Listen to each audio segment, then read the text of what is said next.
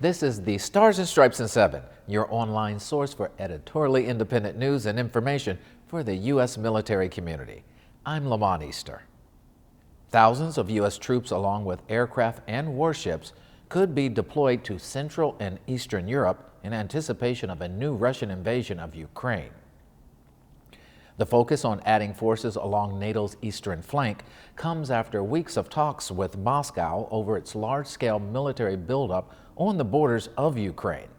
The talks have so far failed to de-escalate the crisis. There is no indication that the U.S. plans to boost troop levels in Ukraine itself, where the Biden administration has ruled out direct U.S. military involvement.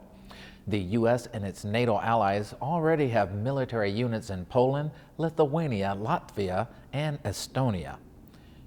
In a worst-case scenario, security experts have long feared that Russia could use its nearby exclave of Kaliningrad to seal the Baltic states off from the rest of NATO by seizing the corridor. Meanwhile, U.S. warships based in Rota, Spain could be sent into the Black Sea or the Baltic Sea.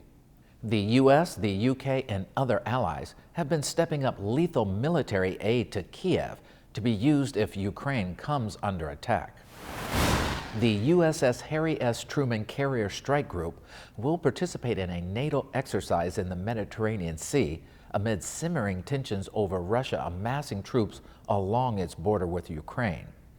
Though it has come at a time when NATO-Russian tensions are running high as Russia continues to surge troops along its border with Ukraine, NATO allies have been planning the exercise dubbed Neptune Strike 2022 for about 2 years.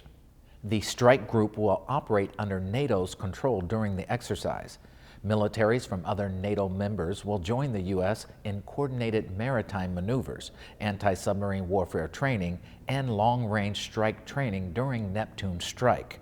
The exercise is designed to demonstrate the NATO's ability to integrate the highest maritime strike capabilities of an aircraft carrier strike group to support the deterrence and defense of the alliance.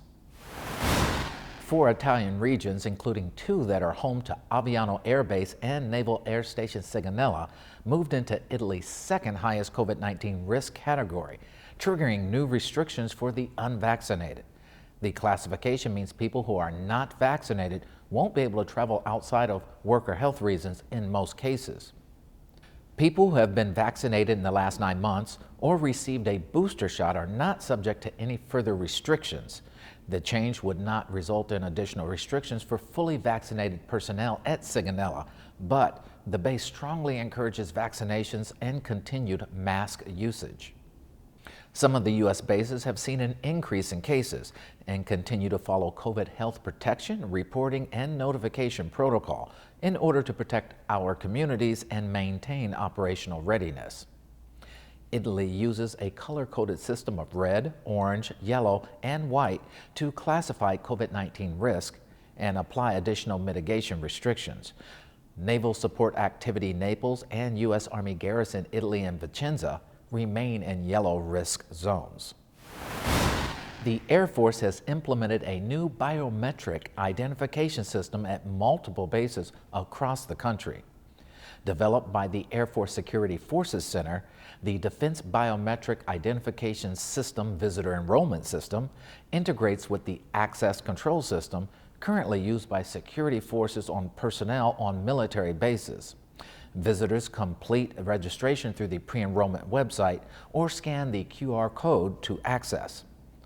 Upon entering all personal and sponsor information, visitors will be provided a unique QR and alphanumeric code that they give to the sponsor along with a scanned copy of their driver's license. The sponsor will then email that information to the Pass and Registration Office on the visitor's behalf. The Pass and Registration Office will process the request within 2 duty days and send the completed pass to the sponsor. Sponsors have the option to print or email the pass to a visitor.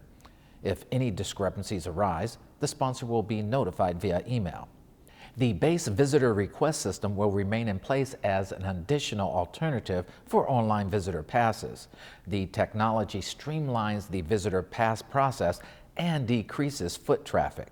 It was recently installed at Wright-Patterson Air Force Base in Ohio.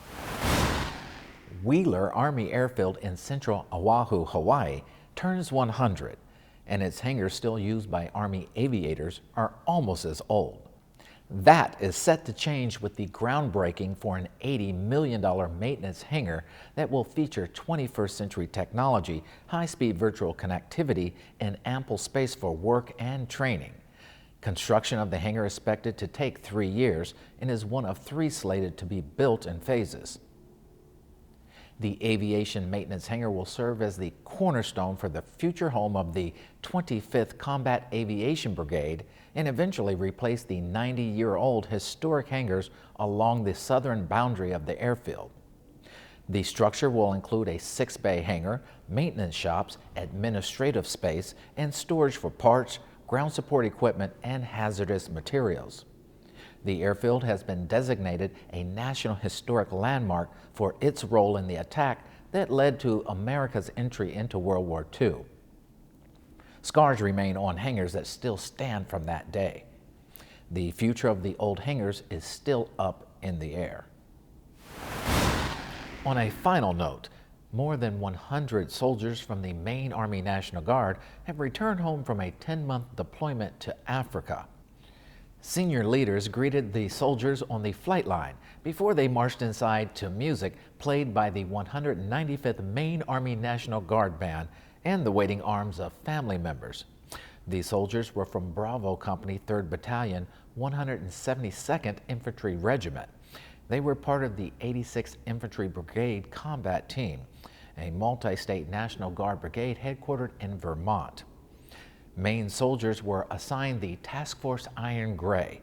They were part of 1,000 soldiers from Maine, Vermont, Massachusetts, Connecticut, and Colorado. The 130 soldiers worked to provide security and enhance partnerships in the Horn of Africa region. And that is all for this edition of Stars and Stripes in 7. I'm Lamont Easter, helping you stay connected.